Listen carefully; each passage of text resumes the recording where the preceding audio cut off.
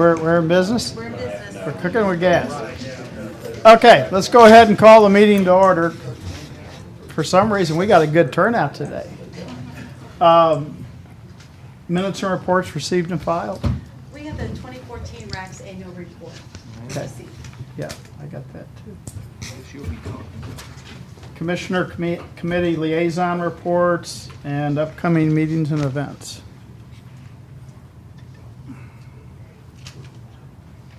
I had that meeting with Reddy yesterday, the listening tour. I don't know. That was good, I thought. It was kind of more of a, she was doing the listening, she was asking questions, we were doing the talking, so. That's the same thing, we say at every meeting. We need this, we need that. So hopefully she has some solutions. Discover Jefferson City Foundation event is tonight in the Mill Bottom. Yeah, the Chiefs meeting at 7 p.m. out at the new fire station. I'm going to go out to that. And Sure. tomorrow, you're on the radio, you're on Warren. Yep. Coffee at Lincoln in the morning. Yeah. We got coffee Whose at is East. that? It's a chamber, I think Oh. it's a chamber event, Friday Coffee. Yeah. Oh, we got the East End. I don't go to those. I go to the Renegades. And Saturday, I get to welcome the Marine Corps League convention. So I'm at 8:30. I'm welcoming them. I got a mixer at Prison Brews tonight too for Lincoln University. The next Tuesday, we have that MMRPC meeting at the chamber. Yeah. Okay. I think that's it. Presentation from staff, consultants, invited guests. I see Stephanie. Jump in. You can go anywhere, we just need a microphone. Yeah. It doesn't amplify. And I've got 2 handouts, so can I give those to you, or do you take those? Usually I get a copy. Okay. I got 3 for them on that. One of these.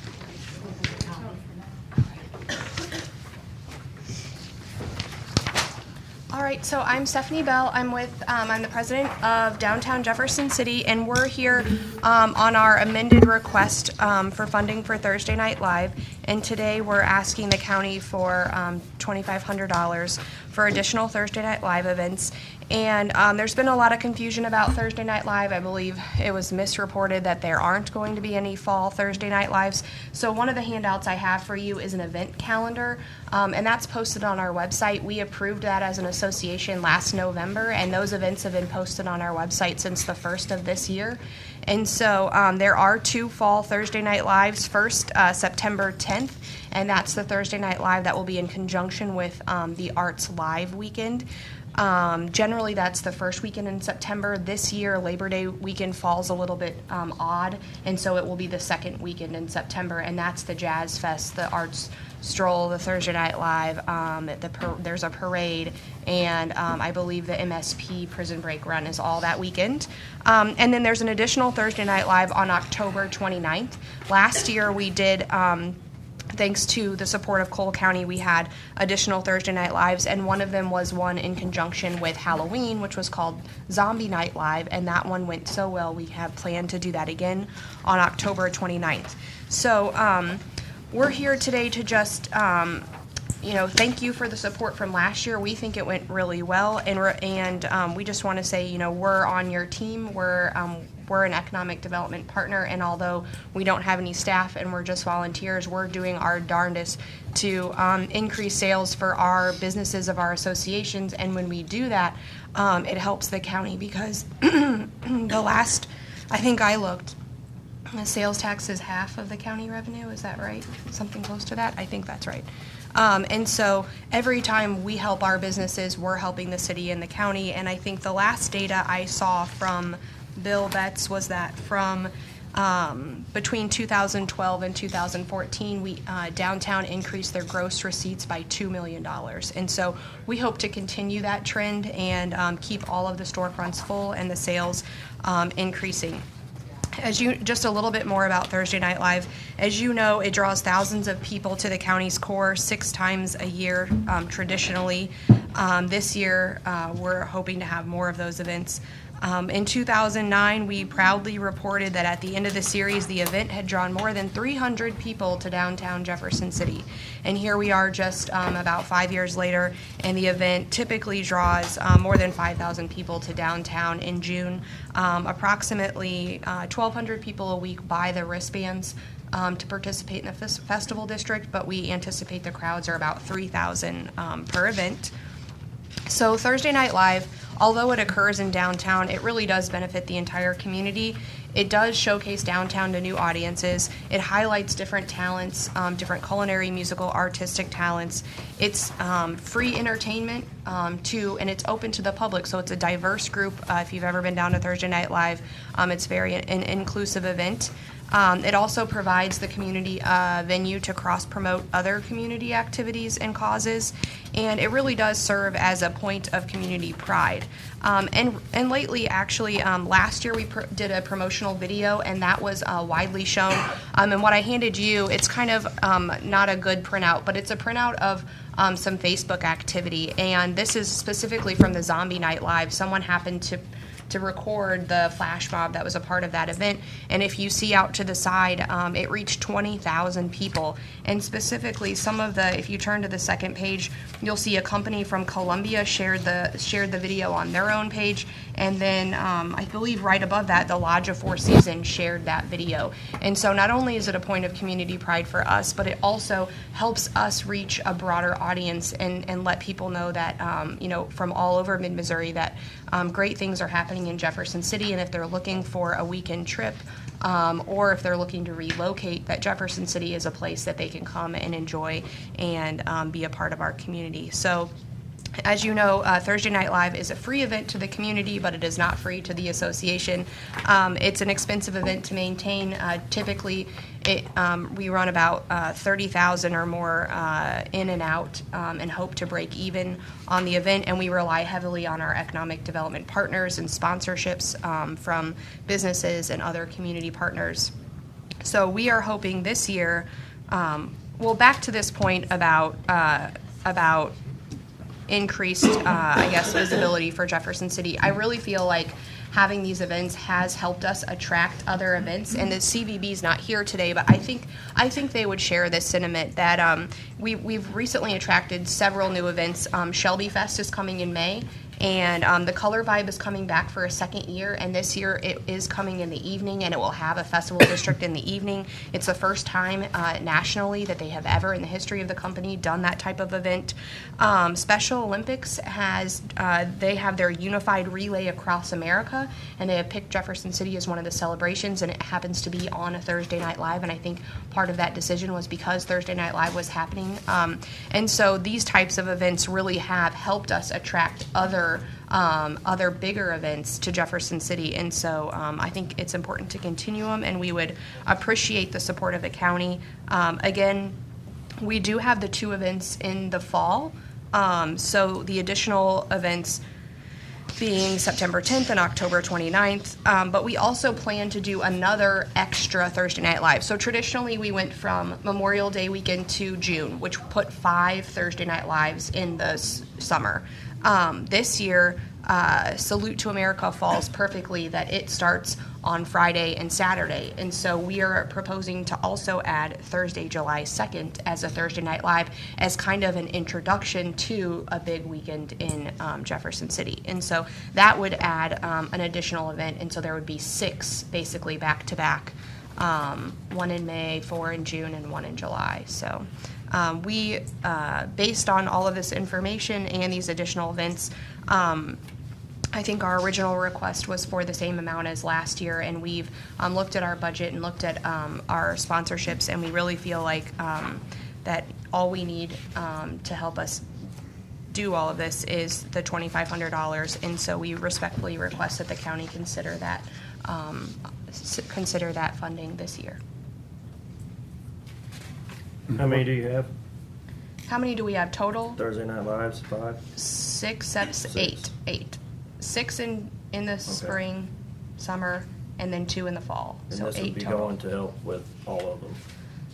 Essentially, it will help with, I think, this extra salute one and what we call the extra fall one, the Zombie Night Live. And last year, as you know, we brought in Dr. Vegas, which is a touring band from St. Louis. And typically, you know, you have to get those bigger acts, you have to pay them. They won't perform for free. And so this helps us attract those bigger name bands. Okay, I thought somebody said that we were having fewer of the Thursday Night Lives. This will be, I think last year we had 5 in June and we had 3 in the fall, so we had 8. Yeah, I think you were trying to get some of the SEC people Right. who were overflowing into Jefferson City to come, but Yes, they were scheduled primarily in conjunction with the Mizzou games, the extra ones. And this year, they're going to be scheduled with the Halloween and with the extra salute event. What kind of things do you all do that are more family oriented and not just That are adult more driven? family oriented. Well, Yeah. Thursday Night Live traditionally is an adult event that is family friendly, and so there isn't anything that is specifically designed for kids, but it's a time for Okay. people to come down and listen to music. I believe the library traditionally sets up their fun. They have like Legos and blocks and different things, and they come down. I know lots There of you the go, places. saying Legos. Yeah. A Ever lot. step We on see one a of lot those? of families down here at Yo Yum's. Rick's Cafe serves snow cones, and I bring my family down, and we just stroll around and kind of enjoy downtown. well, I know somebody from the south side approached me, and they do that Blues, Brews, and Barbecue. So we're creating a heck of a precedent. Then there's other festivals. There's the Oktoberfest. There's the Blues, Brews, and Barbecue. Russellville has their Engine Festival and stuff. And, I mean, they're all festivals. So, you know, I think Southside is already thinking, oh, well, if you're going to do that, then we're going to ask for money too. So we're kind of creating a monster in that respect, in that, you know, it's hard to say, okay, we're going to do this for you, but we're not going to do this for the South Side or something like that. So, Did we do this? We did last year, didn't we? Where Yeah. did it come out of? 127? It had its own item. Well, to your point, Sam, I mean, you're always going to have to pick and choose, and so I don't have a problem picking and choosing. So anyway, you know, I'm going to tell some people yes, and I'm going to tell some people no, and that's why we're here. And I would So- say that in response to that, the difference between a single event and Thursday Night Live, and I think the county has traditionally supported events like Salute to America. So for community-wide events, and specifically Thursday Night Live is an entire series of events that I think has demonstrated that there is an economic impact from that. I think you have a harder time showing that with one single event that doesn't attract as nearly as many people as this event does. So I think that's how the two could be distinguished. Is there any negative?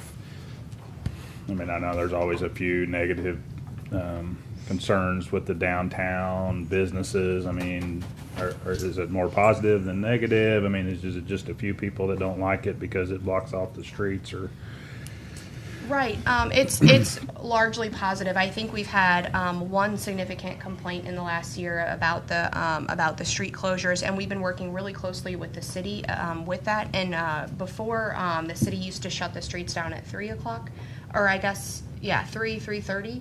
And try to shut the parking. And we worked with the city. The city's been great. They've got those signs out, which they're actually out right now for the Color Vibe, and they just say no parking after 5. And that way our businesses can have their parking until 5, and the parking really shuts down about 5:15. Most of our businesses are closed by 5:30 or 6, and so we've shortened that window of blocking their parking as best we can while still providing, I think the city's concern is safety. We don't want a lot of people walking around when cars are coming in and out. So I think we've taken a number of measures in the last year to try to kind of bridge that gap. Okay. many of the more traditional retail stores, we're not open. We tried to be open. It's not a retail night for people to go into American Shoe and buy a pair of shoes or come in the store. And, you know, they're there. Basically, they walk right by our stores and they go down to the corner of High and Madison. So Yeah, it just depends on your type of business, and that's what we've heard. And so some people will stay open and some people will choose to close. And that's the beauty of downtown, is everyone's independent and everyone gets to make their own choices, and that's why we like it.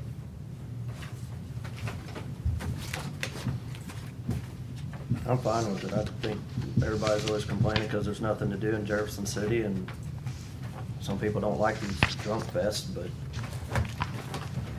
somebody's gotta have their fun. I don't ever, I mean, I've been to several and there's always the few that are gonna be maybe overindulged, but, for the most part, it's a fairly good event. I don't see the police making a ton of arrests on Thursday Night Live or anything like that, so. They don't, and we work closely with them, and they said they haven't seen any uptick from any type of activity, and they don't see any change in what they typically see from the bar crowds on those nights, so. We're gonna take it out of 127. It's under ED, right? Yep. Okay, I'm fine with it if we do it under ED, Okay. so. I'll make a motion, do we have a contract? We can Yes. get you one. I am a We member, can so copy the I'm one not gonna from be able last to year. Yeah, you vote. maybe need to go step out of the room while they discuss the vote. Whoa! Do we just wanna wait till we get the contract, or do we wanna go ahead and approve it, and then we can approve the contract when we get it? We can get Okay. the contract. I'm good with it too, so.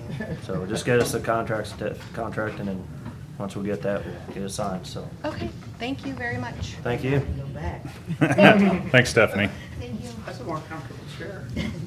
You can still come up here in discussions even if you're on Downtown Association. Otherwise, we'd have to probably get rid of all of us. No, it's a membership thing. Yeah, but if you're a member of it, you can still vote on this stuff. I There's a, wouldn't think so, I wouldn't. because they're getting the contribution. then what we're gonna do if all three of us have to recuse ourselves sometime? We're gonna make one of these The judge Thursday Night choice Lives a comes black in. tie event. Don't change the subject. It's all about your ties now. I know. I want bow tie. We'll have to cancel our memberships What were we before we talking vote. about? I don't know. All right. We can Okay. get down in the grass on that. Okay, do we have any Public other, Works guys are here. any other presentations from staff consultants, invited guests? Who invited all these people? Okay, let's go to bids and contracts. Bids awards, where's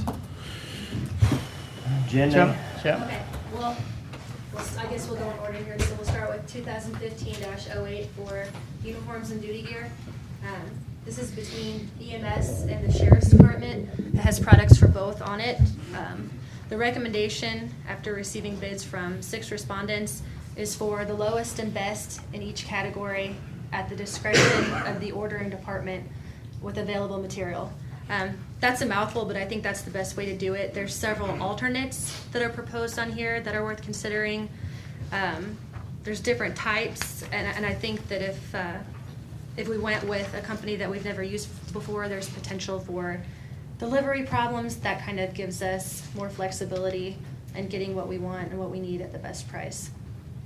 Who's the ordering department? Well, it would be EMS or the Sheriff's Department. So are we gonna go with lowest and best, or are we gonna go with what works the best? Well, lowest and best in each category at their discretion. For example, item number 1, okay, we bid out proper. JP Mhm. Promotions offered Cornerstone as an alternate. Right. EMS has looked at it. They think they're pleased with it. I think that's kind of the direction they're thinking about going. If they order a few and it turns out not to wear well, they'd like the flexibility to go back to proper, which they've been using. Why wouldn't they go with proper in the first place? Because it looks like it's the lowest. It's not. Look at the price and then add the logo charge, which is below it. Embroidery EMS Okay. logo. So ultimately, Thank you. on that item, the Cornerstone is the cheaper of the options, Gotcha. cheapest of the options.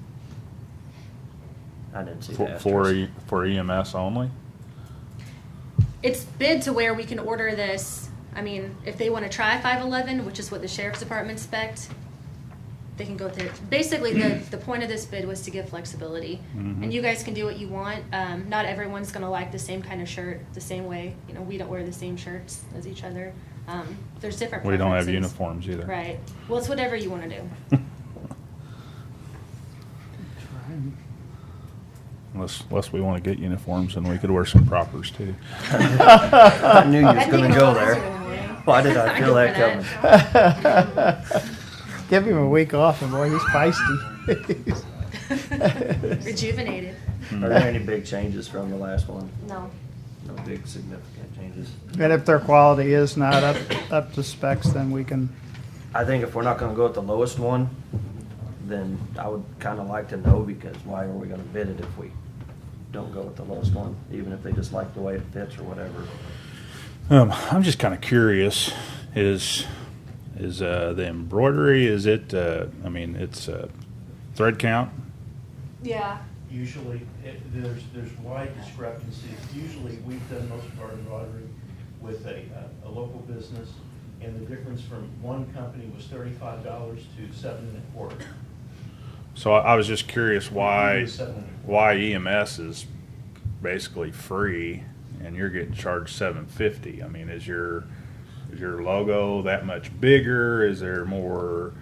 If it says it's free, it means it's included in the price of the Well, shirt. right. Which means they've upgraded I the think price our- of the shirt by the Our embroidery's a little more detailed, It is, and that's what I was told. Okay. As because an it explanation has for the that. badge, it has the fairs, and all that on it. it's expensive, because we're doing some of the ship's commissionings. Boy, when you get some intricate stuff on ball caps or on shirts, it's expensive. Even though it's computerized, it's, We don't buy a lot of those 511s anyway. So, I mean, I guess all these companies realize that we may pick and choose from one or the other. They should, it's in the bid documents. Okay. So if they don't, it's at their own fault.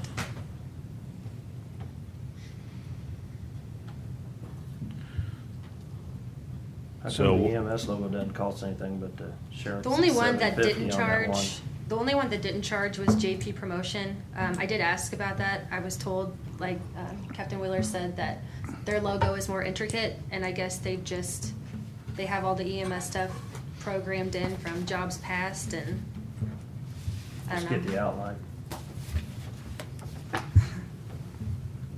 Shadow. I really never heard of not paying for embroidery, but, Well, like the sheriff said, it's included in the price. yeah.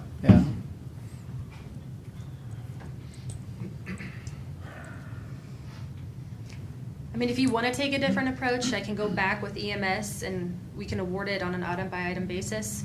The sheriff's department was prepared to do that. I would just need to touch base with EMS.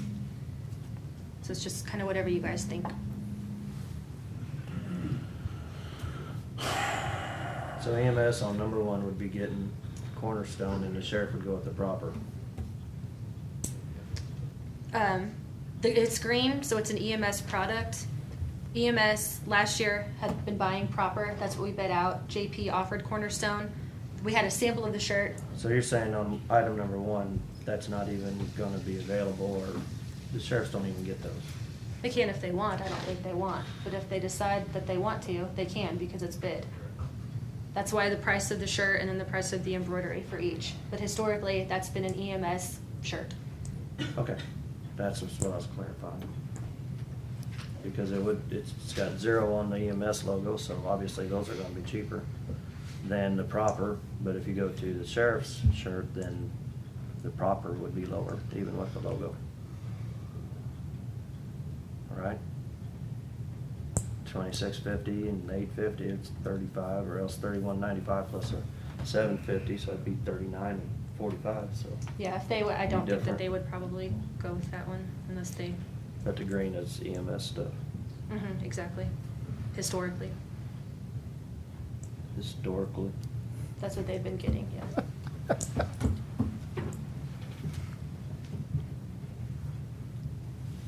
your witness. Yeah, I know. I'm just, as I go further and further down this page, I'm kind of,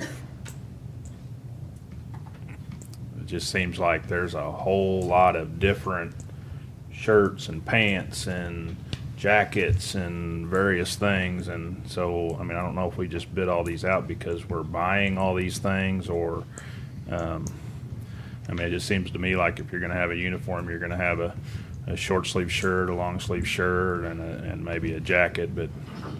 And I guess maybe I'm going to pick on you, Sheriff, a little bit here. Anyway, I mean, I understand a raincoat. I mean, I understand having the things that you need, but it just seems like there's a whole lot more than a set of pants and short sleeve shirt, long sleeve shirt. I mean, whether it's tactical or, I don't know. I just. One thing, and we'll have John cover a bunch of, but one thing for us is what we did when I came into office initially is I did away with dry cleaning completely, and the added expense of those uniforms is significantly higher. And we went to wash and wear uniforms. They don't last as long, but it's still significantly cheaper Sure. than doing it the other way. And so, in fact, over the years, we've saved a phenomenal amount of money doing that. And what we try to do is we try to get the products that we know last better for us. Okay. And that's what we've They done. have this document. And some Yes, of it's in front broken of up, because if one company gives us a really good price on raincoats and another on the winter coat, we would rather go with the lesser price with the highest quality material we can get. Right. So I was the main thing I guess I was looking at is, and I thought, and of course I'm just kind of flipping through this, but, there's like a polo shirt, like the propers we were talking about, and then it seemed like there was a tactical shirt, and then, a long sleeve shirt. Can't we wear one shirt? Well, if you look at the first page, you'll see that none of this is going to be Sheriff's Department. Okay. So if you go to the second page, then you'll have the first two items are both polo shirts. One's long sleeve, one's short sleeve. And then you go down to the tactical shirt, which is the actual uniform, right? And you'll see there's a short sleeve uniform shirt, there's a long sleeve uniform shirt, and then there's tactical pants, which is the pants that we wear. Mm-hmm. So we are, in essence, doing what you're saying. Okay. And then if you'll look under the ones that we're looking at going through is EMS professionals actually on Business 50. It is a little bit higher on some of the shirts within $1 or $2, but it's a local business and we're trying to go with local. Okay. And then that's the second page. There you can see what I'm talking about. Yep. Then you have to have women's shirts versus men's Sure. shirts, which big difference. Right. So, and then the same thing goes for pants. Then you get down to the page number, I don't name them. Item number 13 and 14. Those are the jackets you were talking about. The important thing to remember is on the jackets, we don't order that many of. Right. The raincoats, we don't order that many Sure. of.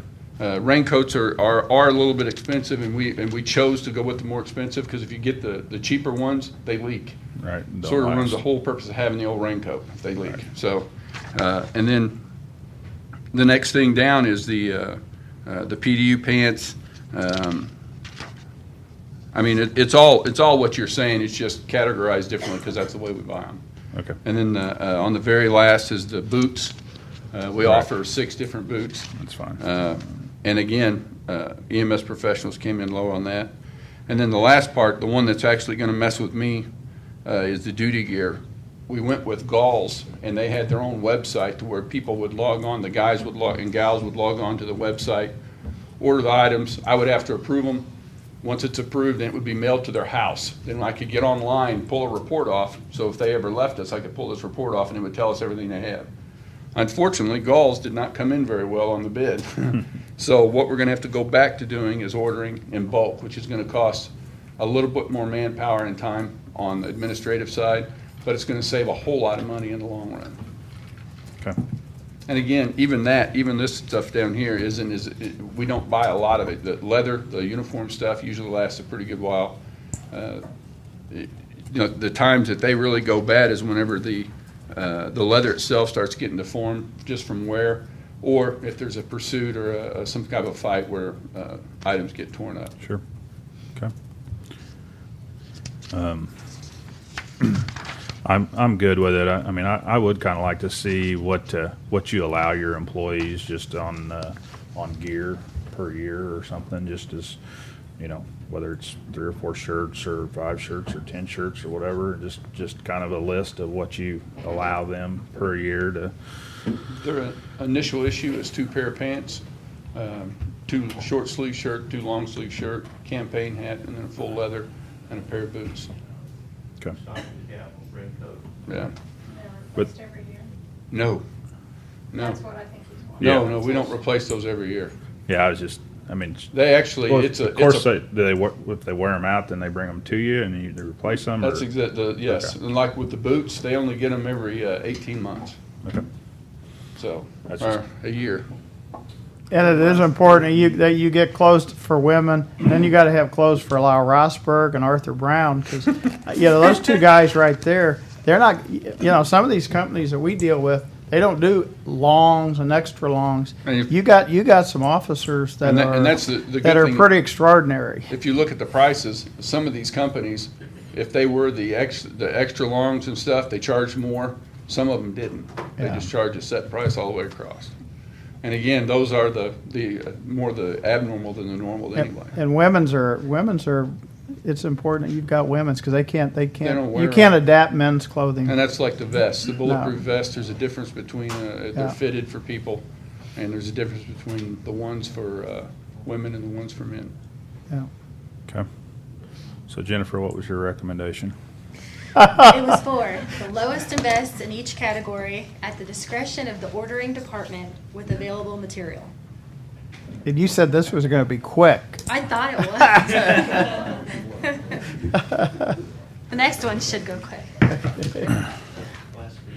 So I would like to, I don't have a problem with your recommendation. I mean, we don't have an ordering department, so I would say by each department that orders, I'll reword. by the sheriff or EMS department. So if we could just amend her recommendation to say that by the sheriff or the EMS department. And so I would move on the recommendation of the purchasing department. Second. All in favor? Aye. Aye. Okay. Okay. Yep. Moving on to 2015-09 for glass beads. We received 3 bids. Innis Paint was the lowest at $32,256, and the recommendation is to them.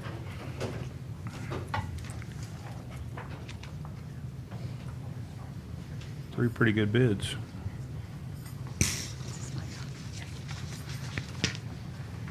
See any problems there, Larry? We've used them in the past. Okay. Move we award to Ennis Paint for glass beads. Second. All in favor? Aye. Okay. 2015-10 sign materials. We received 3 bids, and the recommendation is for the lowest bidder in each category with available material.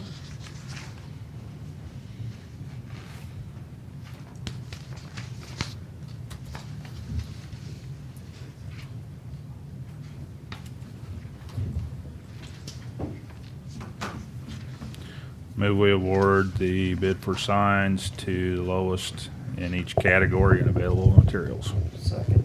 All in favor? Aye. 2015-11 for paint materials. We received 5 bids, the lowest of which was Ennis Paint at $104,225, and the recommendation is to award to them.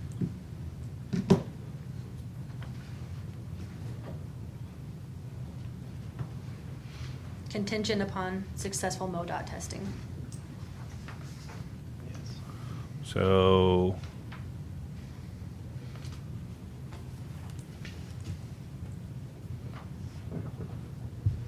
it looks like Sherwin-Williams is low on the yellow and Ennis is low on the white. Right.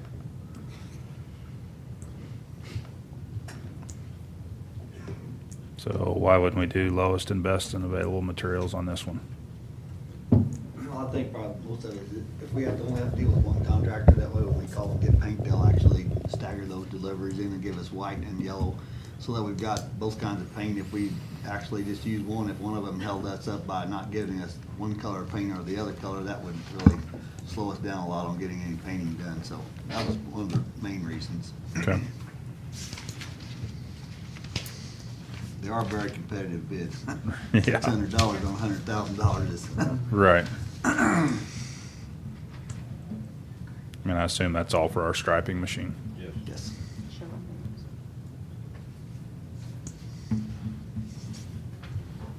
Just agreeable today. I'm always agreeable. Yeah, I'm fine with it. I move we award for the recommendation for Ennis Paint, pending MoDOT approval. Okay. I'll second. Use on a roll with the. All in motion. favor? There you go. Aye. Okay. God, Jim, you're hogging the whole thing. I know. I got Drew sitting back there. Good thing we're not paying him by the hour. Oh. Okay, the next bid is. He may be charging us.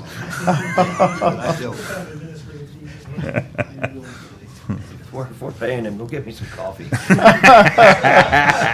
Just kidding. I'll go get you some. 2015-12 for pipes.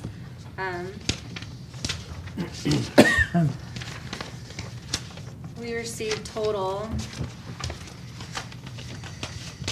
2, 3, 4. It's like two bids. Sure. Five different bidders total for this. Got multiple pages. There's different products, Chris, the first, if you keep going. Okay. The recommendation is for the lowest and best bid in each category with available material. Metal Culverts did also offer an alternate bid, so the lowest and best in each category with available material.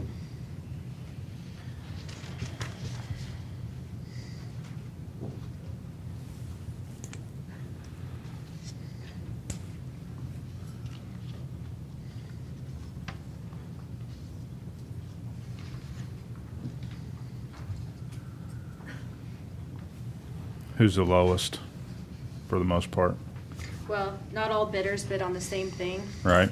And it, also if you look at the alternate, it's kind of hard to say if the alternate works out for them. It appears at a glance that's the lowest. The alternate.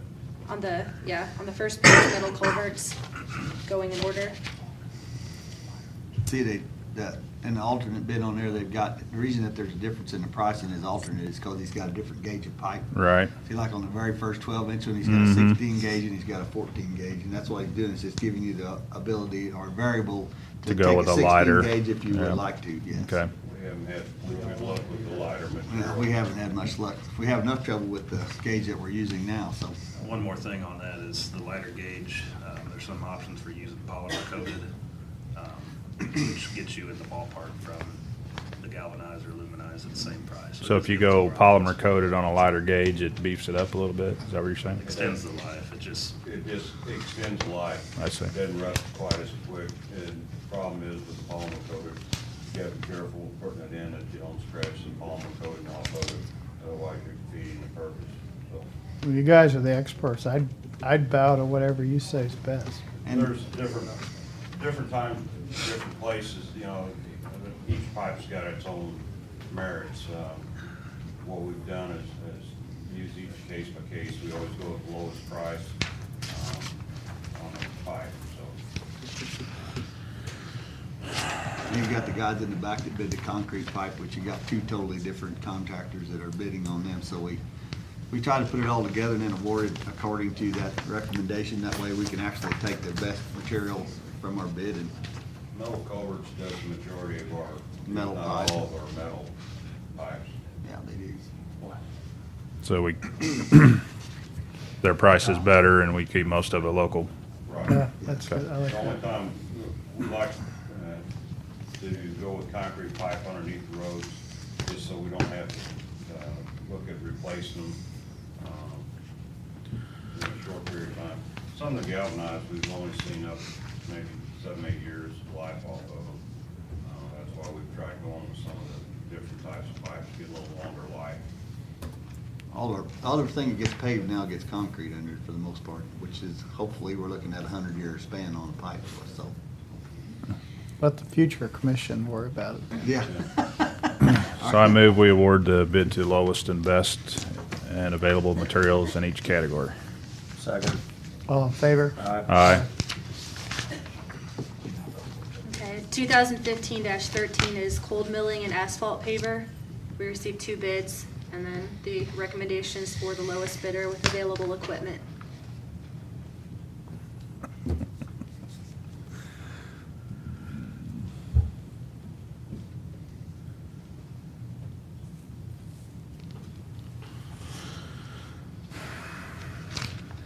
This is kind of the same way. Most of the time, whenever we call, we're gonna call whoever's the lowest one, and if their miller head is in St. Louis and not gonna be back for 4 days, as long as we award it this way, then we can call Jefferson, and if we got a job we need to get done, and use them this time, and then go back to the other one the next time if they're available in here.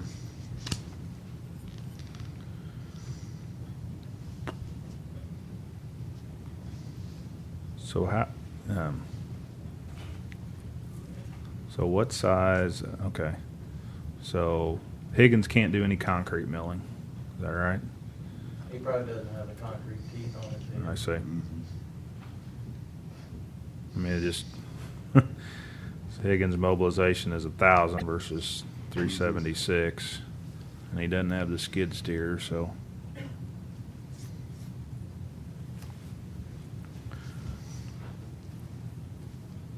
I mean, is this just for like patchwork, or, I mean, this isn't for big stuff? Sometimes if we have a long patch, instead of digging it out, we'll have them come in and mill Okay. it, and then put it back in paper. Just for small stuff then, Right. basically? Yes. We Okay. used it most recently down on Scrivener Road there at that little bridge. Right in front of your house? Yeah. I've got gravel in front of my house. Boy, give him a week off. He really does get feisty. Don't worry about that, Debbie will keep an eye on them. Yeah, that's, Debbie and Just I teasing, still Larry. gravel.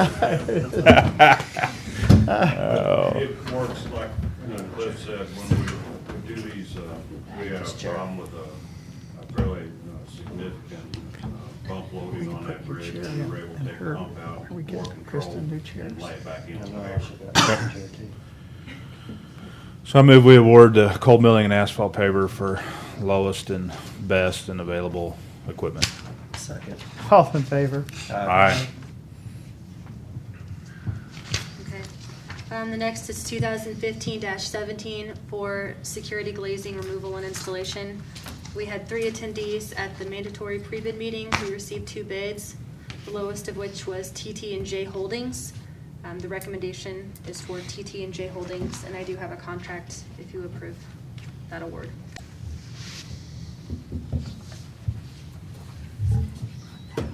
Okay.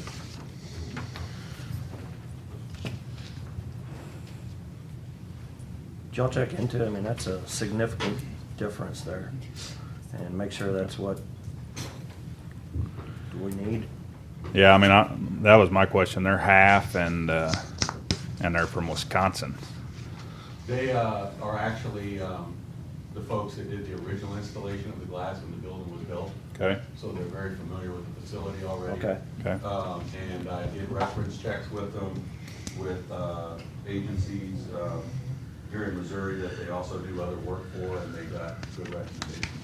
Very good. I'm Do fine they with have it. a local company or something, or is it I just think their that parent company? The primary company is out of Wisconsin, but Okay. they do. They do a lot of business in Missouri? Okay. Okay. I move we award the security glazing removal and installation to TT&J Holdings LLC. Second. All in favor? Aye.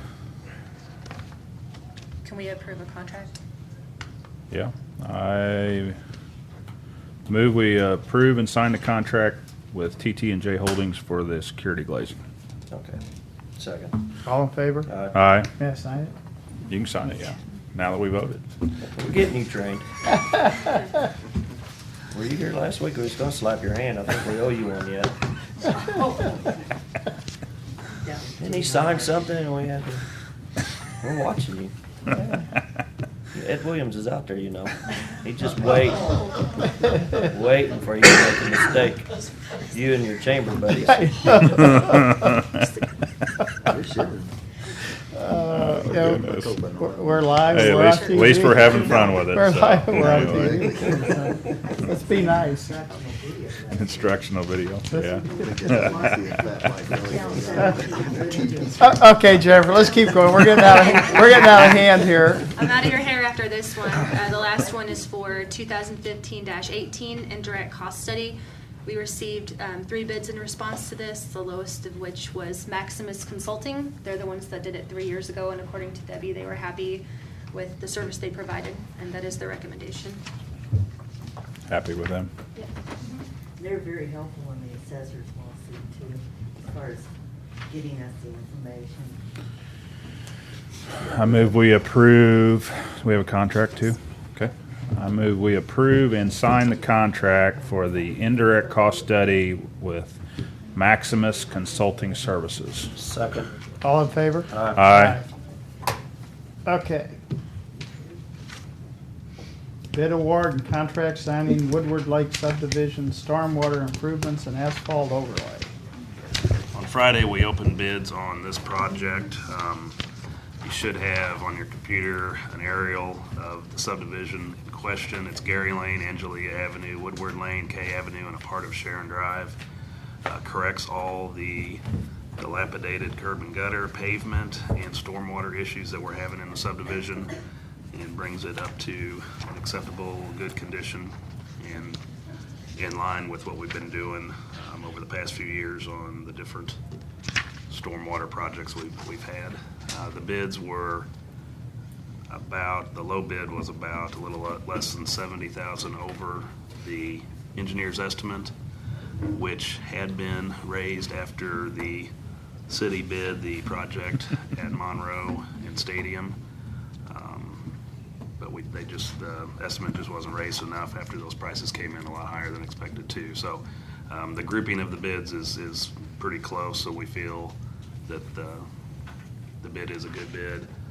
We estimated in quite a bit of subgrade stabilization, base rock, just about everything we could think that would come up during construction, as well as some additional pavement quantities to account for any overages on that. So we think we're good on our price, and we got a good contractor and a good bid, and so we'd recommend award to Stockman Construction in the amount of $1,035,700.67. Is there any questions? What do we have budgeted for this project? Good question. Well, we got the money there for it? We have the money there. This project is taking funding out of 3 different sources. One is 54908, the stormwater. In that, don't have that exact total. I think that was about, give or take, about 500,000. The other fund was road construction for 225,000, and then out of resurfacing, the overlay account, 269,000 and some change. And then also, in addition to those, the city, we're doing some cooperative work with them. There's some sewer work that's going into this in the amount of about 69,000. So actually 4 different sources of funding for the project, and it's all fits into our budget. So that sewer work is that included in this number? It is, yes. So So will our we- portion is. Will we get some of that back? They're reimbursing us, and the city council approved a resolution to do the cooperative work with us. So that's already been So if you take handled. 69,000 out of that $1,035,000, it about gets us to that 967. Yeah. Your original estimate. Yeah, Or I'm our sorry, I don't portion. have that exact number. That's fine. But it's, the city's portion is roughly 65,000 in that range. And so that money will be processed and court ordered back into the line item here. Also, there's a court order, or a budget transfer to transfer those funding from the 2 other items into the stormwater account. Which, this is a copy of that. Do you have that? Did Joyce send that to you? Kristen? I think I just signed it. You just signed it this morning? Okay. You guys got any questions? No. I'm glad it wasn't way over. What we're seeing, I think, like we said the other day in the meeting, a couple things. One was JCI going out of business, has increased workload on the other local firms. And also the economy's starting to change just enough where prices are starting to go back up instead of the reverse that we've good news for the economy and bad news for us. Yeah, I'm fine with it. Got a contract? Yep. Jill seen it? Is it a standard contract? Standard contract. Okay, I move we award and sign the contract with Stockman Construction for the Woodward Lake subdivision and stormwater improvements. Second. All in favor? Aye. Aye. Thank you. Hey, Christie, would you mind if we moved and got the Mustang out? Because I think the next three are actually yours. No, that's fine. Go ahead. And since I saw the sheriff come back in. We're on the bottom of it We're too, all the way so. through. Oh, If you want to jump the other two up too, we'll be happy to. what are the, you're on the bottom? Doesn't matter to me. And, Christie's just an application, right? Okay, let's do Christie. Right? she has to stay anyway. Yes, she does. Should be here later. She does, Yeah. yeah. Okay, so this first thing is for the Healthy Lifestyles Grant. You know, we've talked about how we have the Healthy Beginnings Grant, and that's going to be going away soon, and we want to apply. We're calling it Healthy Lifestyles because we're really going to target those middle school students and talk about all the things that they need to do now to be healthy that impacts their life long term. And this is just the concept paper. We submit this by April 20th, and then they tell us whether or not they like our concept and invite us to apply for the full grant. So I just need a signature on the application for the concept paper. Okay. So I move we sign the application for the Healthy Lifestyles Grant. Second. All in favor? Aye. Aye. I think I got my pen. I got another pen.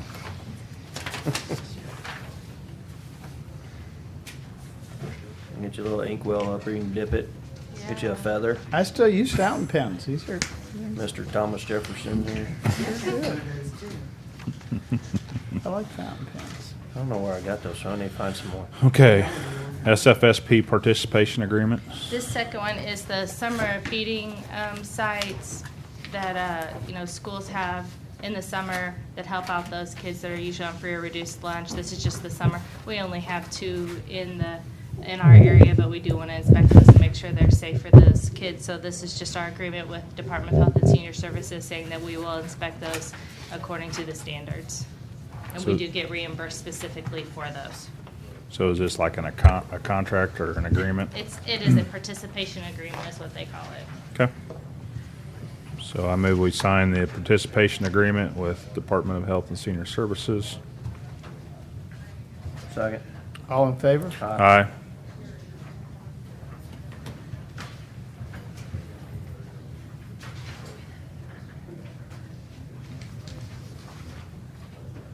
Is that all you had? Medical director? Okay. Yeah, let's do that. Let's go Okay. ahead. That's why I was, I wasn't sure if that was yours or not. yeah, Yes. that is. So Dr. Kaywood acts as our medical director. We pay him $5,000 per year. He signs off on the things that Maggie Olson, our nurse practitioner, does, and he reviews our charts and issues our standing orders that allow us to do our work.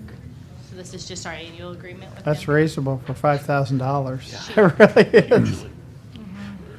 So I move we sign the independent contractor agreement with Dr. Kaywood. Second. All in favor? Aye.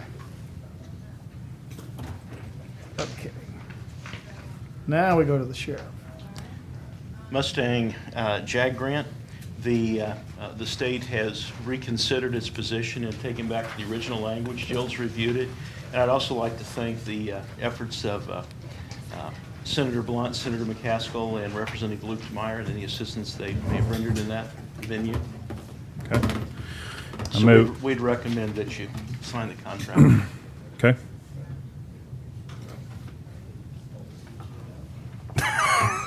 What? Oh, was you just waiting to see if he was going to sign it? No, I'm just, no. You know, he's been gone for a week. I know Sam, he's you been need to reel good. him in. I know. I'm waiting for you to second it. This side of the room. Yeah, I haven't made a motion He yet. didn't make Oh, a I thought you motion. made the motion. No, I was waiting for you to Better sign get that it. side of the room taken care of. It's a telepathy thing. Mr. I move we President. sign the Mustang Jag Grant Award contract. Second. All in favor? Aye. I don't want to sign it right now. I'm the one supposed to be causing trouble here. What the hell are you two doing? Taking my fun out of this. We're gonna be here for a while, so we might as well have fun. We got till 11:30, right? Yeah, and then Then we gotta go somewhere else. Okay, what we got? Unfinished business. Now we're up to Drew?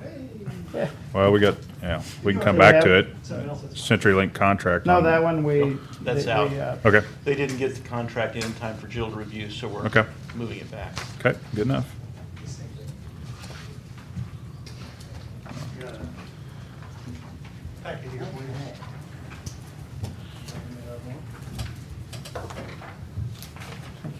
Thank you, Drew.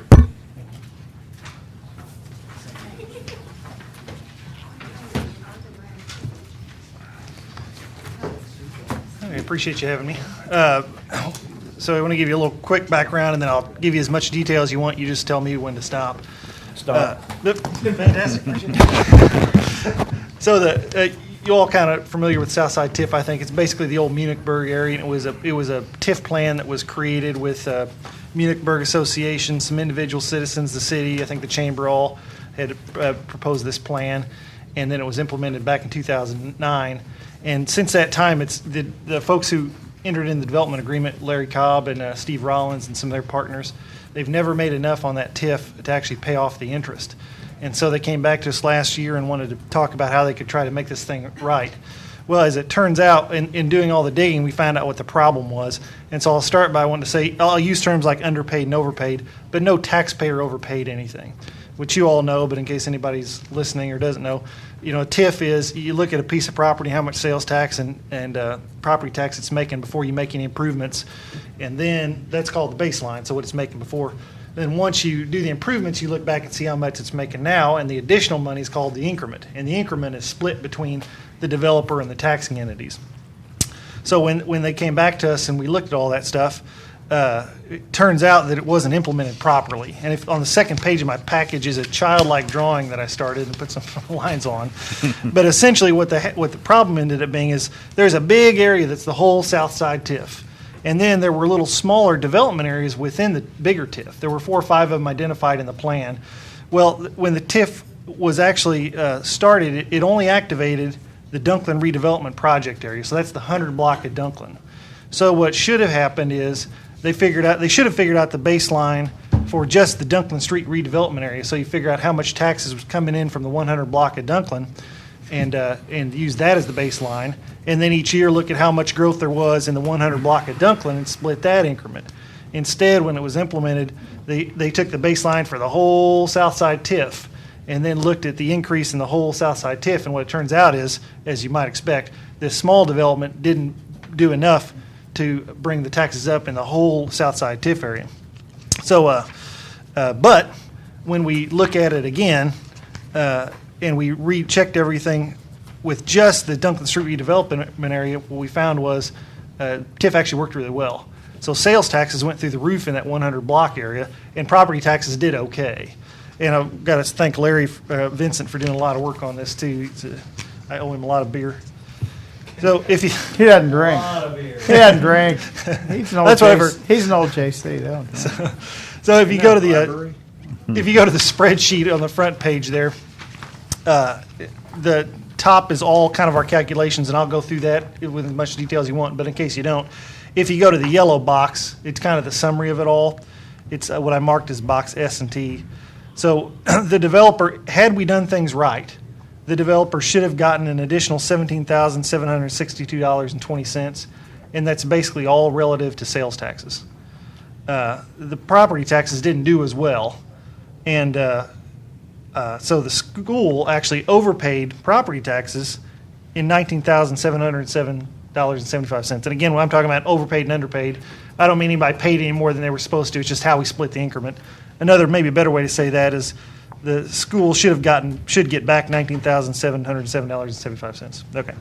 So the county, you guys paid more in property tax than you would have needed to, but less in sales tax. So it nets out that the county would have $11,023.96 due, underpaid, had this all been done correctly. And so then at the bottom, we call it exposure to the city, but the cities would end up paying, or their total obligation is $26,445.98.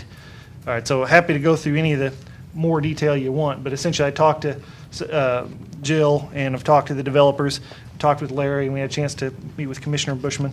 And so our suggestion, our plan or request would just be that the county pay to the city the $11,000, and then the city will then pay the developer and the school district directly. If you all prefer to do it differently, that's fine. We just thought that was the simplest thing to do. It's kind of like the surtax issue in that some small mistakes were made years ago. Any number of people could have noticed this over time. They didn't. We are where we are today. So happy to answer any questions, go into more detail. I just don't want to take up too much of your time if y'all have talked or satisfied with what you know. Does this take into account in 2012 the $4,000 that we did pay back to the city for that? Yes. Yeah, in 2012, there was kind of a realignment. We had, the developer brought in somebody, and so it does take into account all payments that have been made. And I should say the numbers here that are in the yellow box don't take into account this year, which is the money that hasn't been paid out yet, and that's why. It's neither been overpaid or underpaid. If you go down to the boxes U and V there underneath the yellow box, that's what's in the special allocation fund today or will be. So there'll be, some of it will come back to you, some of it will go to the developer, but that's all money that hadn't been spent yet. So who certified the baseline values? Well, good question. That is the assessor's job. No one certified it back then. Could the assessor have noticed this at the time? Maybe. Could other people have noticed it at the time? Sure. I wouldn't pin it all on him, but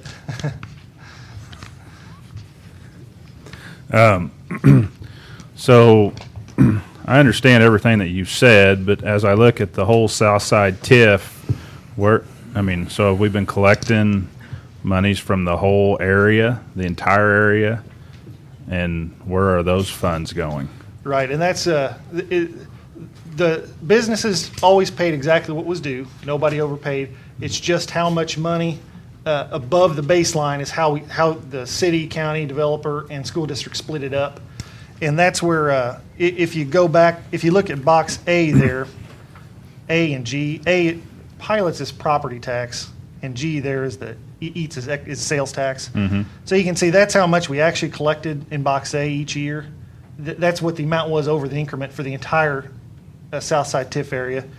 And G there is all the money we collected for sales tax above the increment. You can see the sales tax was a big loser for them. 2011 was the only year they actually did anything. And so all that money, what we did then was we figured out B is box B and H then are what we should have collected, so we kind of netted those out and then divided it up between how much county pays for sales tax and city and property tax. And I can go through all of it if you want. So so if I look at box G and I see in 2011 they collected $13,000, but in the other years they didn't collect any? Right. And again, it's the increment that's important. There were sales taxes being paid, but it was never more than was being collected before the TIF was implemented. I see. So sales went down drastically.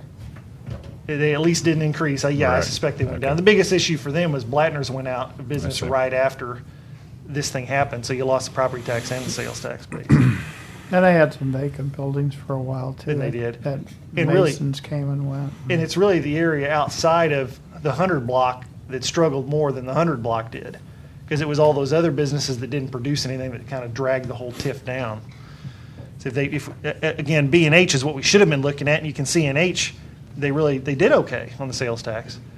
And just for whatever value it is, the developers have said now, understanding how this is actually played out and how it's going to work, they're satisfied that they'll be able to pay off the TIF just like it is.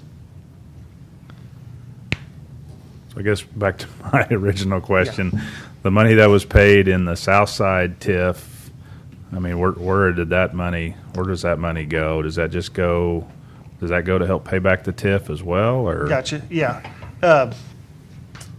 Yes, but when we refigure it and you look back at how it all nets out, there's still money due. So between property tax and sales taxes they collected and paid, the developer still owed some money, although because it's split up between property and sales, we kind of got to pay back some of the property tax.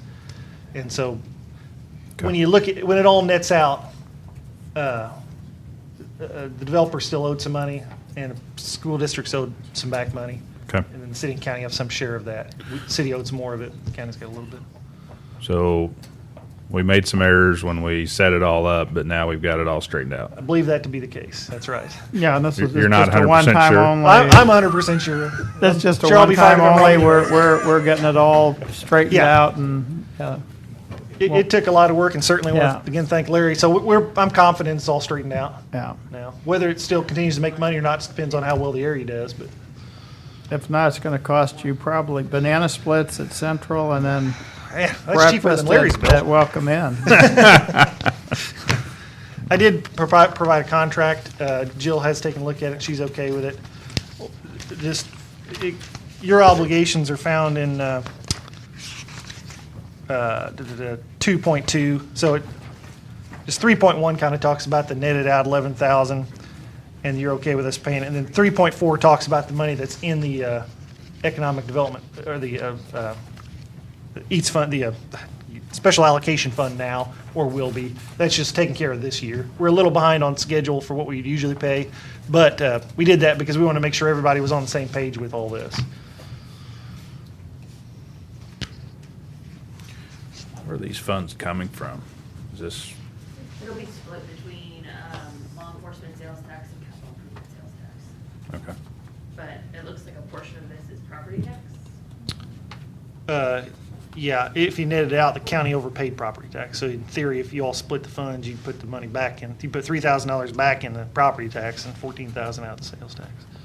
Does that kind of make sense? Not really. Yeah. So we'd actually have to do the whole 14, and a portion of it would go back to Larry.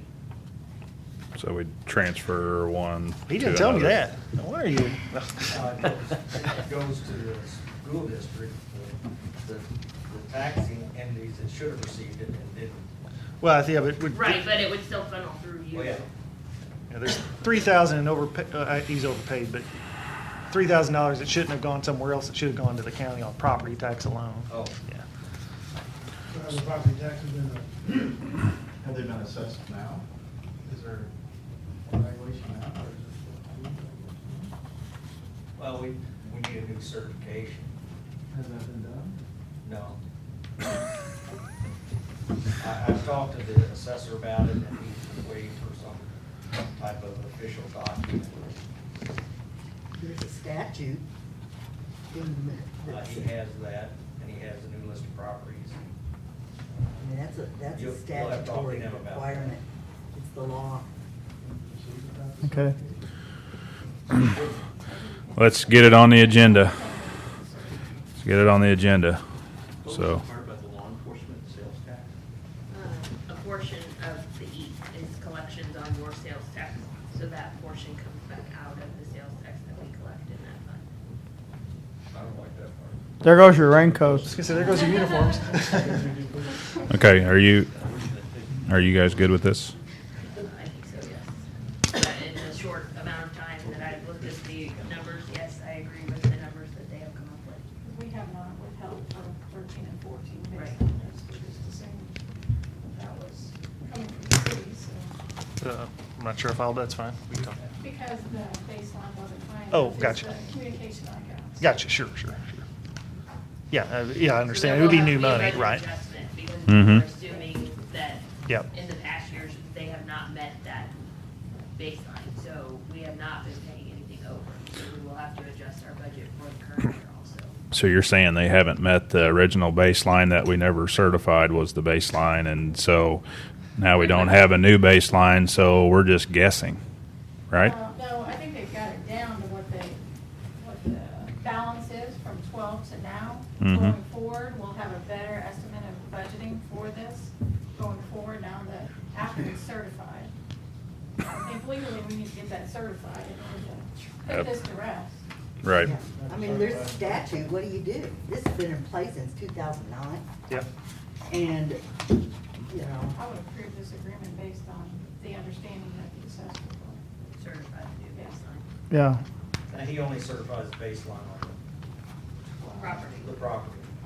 But it wasn't certified originally. How do you know what the value was? It was never certified. how do you want to increase There was, I think the folks did the work. It was just never certified by the assessor. Yeah, I believe it's. So somebody did all did that an in two- appraisal or basically on No. what the property was. Right. It was just, Outside entity. yes. Somebody ought to produce them. I don't have a copy of it. We don't have anything in our office. And we should have something in our office. We don't. Certification values or nothing. No files in. I, of course, don't know exactly what happened Do you back have in anything on the 2008. other TIF? Yes, we have all of them with that one. We have nothing, no paperwork at all. Okay. So I definitely think the clerk's office should have that information. Yeah. Yeah. So do you guys have the file down at City Hall? We'll certainly give whatever we've got, whatever you need. Nobody can find the certification. I don't think it was ever. done. Right, yeah. That was one of the problems identified, I think, in 11 or 12, whenever that was redone, and apparently it's never got certified. You're talking about the certification of the baseline? Uh-huh. Yeah, okay. Okay. So let's This wait is like a till we mess. get that certified and then we can come back and approve this payment. Well, we owe this regardless, so. Huh? Yeah, just pull the figures out of the air.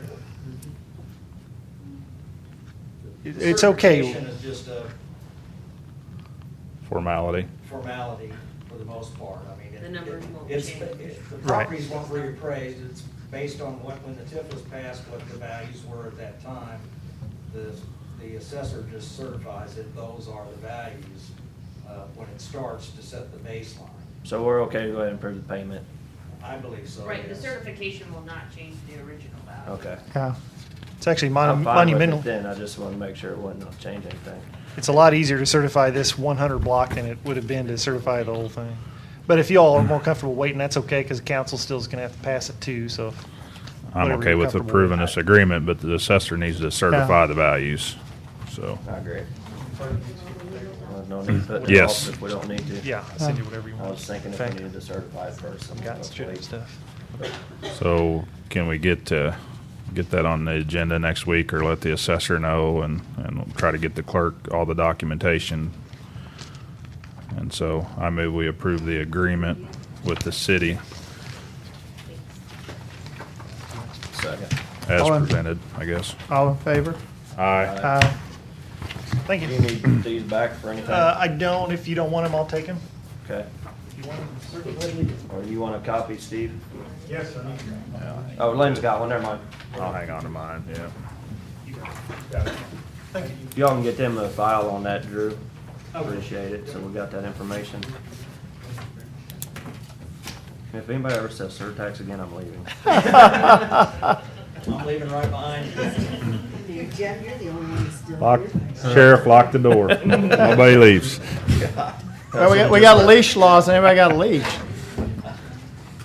I would not. I need one for Chris over there. You two I just want are you to know I would misbehaving. not have used that comparison. Where'd it go? What, am I supposed to sign this? I'm sorry. Yeah. I was giving, I'm about to do it away. Gosh, who put this on there?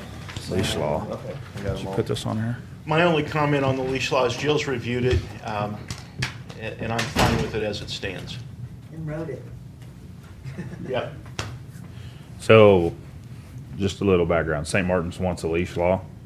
It's going to mirror that of Russellville that we have currently now. If we pick up an animal and take it to the shelter, the city will pay $100 for it. Okay. Except for Specifically- chickens and rabbits. Right, we're talking dogs here. I know that from Russellville. No Yeah, chickens that's or correct. No rabbits. chickens, no rabbits, no goats.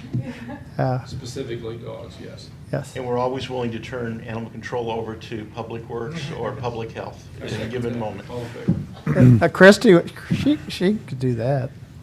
So, just a little background. I mean, when we have done that in Russellville, I mean, do the people typically come and get the dogs, or they just leave them and we I truly don't know. don't know?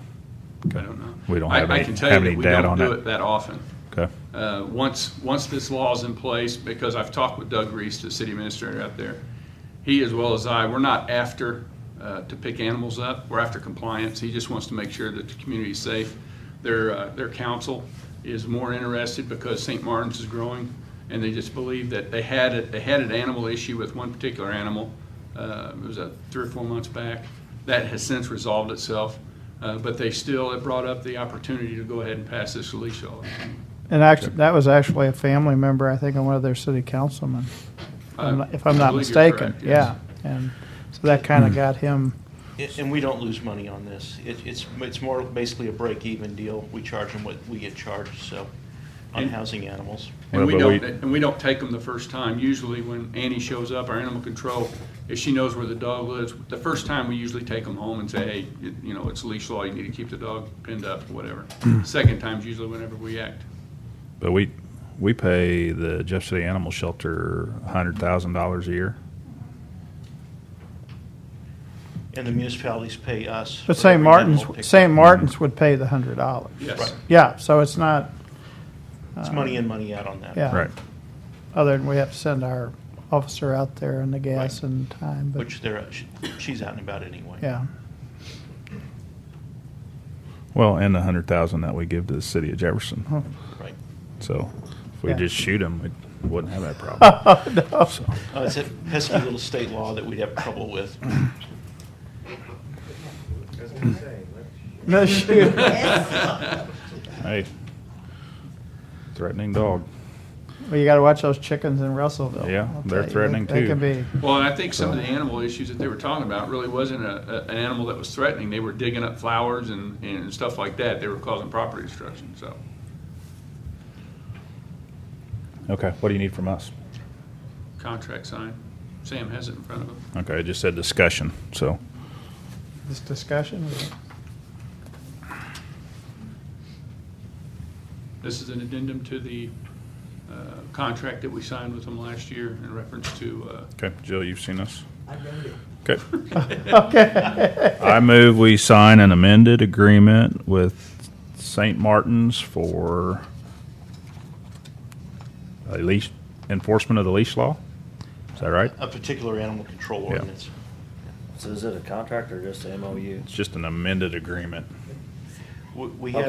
have how are you describing it as what? Well, they have in place an agreement to enforce a list of ordinances from St. Martin's, I think parking or whatever, some different Snow- things. snow removal, things like that. Yeah, parking during snow. Yeah. This just adds their newly passed leash animal ordinance to the list of ordinances that the sheriff's office has agreed to enforce for them. We're very cautious on what we choose to do on that. For instance, we will not do traditional code enforcement. We just won't do it. We're not a code enforcement agency. We don't have the manpower to do that, so in any of those contracts, we never sign for that. And we go through very specifically, because we're going to remain constitutional, and sometimes there's whole laws in the books that would no longer pass the constitutional muster. That's why we also have Jill review it, and you make good use of that legal counsel. And this is all on an as-available basis too. Yes. That's correct.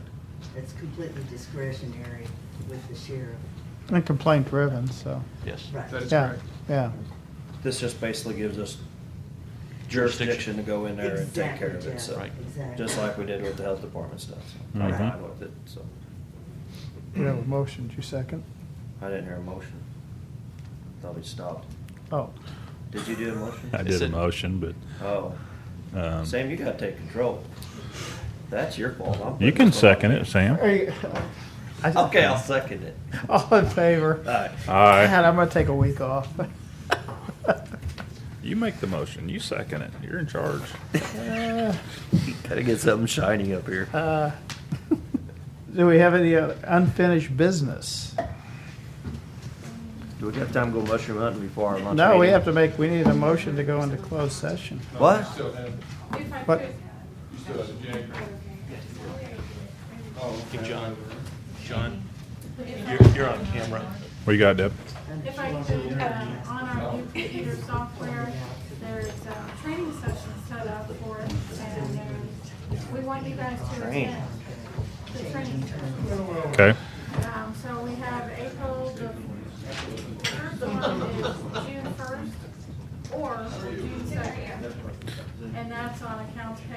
How long are they gonna try to teach us computer stuff? An hour and 20 minutes a session. You know how long it's gonna take me? Yeah, Sam needs 3 days. We're gonna have some extra time in that, so you could repeat the session if you needed to. It's also wedding. He's got to take time, so typing it's- class before then. Well, those 2 Tuesdays that are open, you do have agendas that day in the morning. We don't So- have one on the first. No, on the second. You said and- June 1st and 2nd, right? Okay, those are the same training. You can have You it can pick either on the between first those or the two. second. Oh. All I'm saying is on the second, you're already here, so you could maybe go to the 1 o'clock session that day if you want. And the same, the next session of training is on budgeting, and that's the 8th and the 9th, which a Tuesday, again, you have an agenda. So I thought, well, if you want to work those both into your agenda days. I'm fine with putting it on the calendar for the days we have the Mhm. commission already, if you wanna put it on. Can we let's all send us do an them, invite. all of us do them at the same time, or? Yes. Okay. It's gonna be a group setting. Okay. That's fine. Nobody gets asked questions, right? They just zip through it? We have a test But afterwards. if so. we control the group that's No there, it's questions? just be our people. Right. If We that can makes- control it It's to fine. where it's just you three if you really wanted to. I just don't want anybody asking questions, I just wanna get through it. People are gonna ask. Then it's gonna be worse than a commission meeting. Okay, I'm just gonna go ahead and put it on your calendar. We have to sit through your We could have been meetings. done You in- get to sit through our training. That's fair. Don't wanna admit it, that's fair. Crap. Do we have anything else? Nope. Okay, need a motion to That's go why into you're making us closed go to this? session. No, it's because. I move we go into closed session pursuant to section 610.021 of the revised statutes of Missouri to discuss personnel sub 3. Second, Roll call. Sam? Yes. Jeff? yes. Chris? Yes.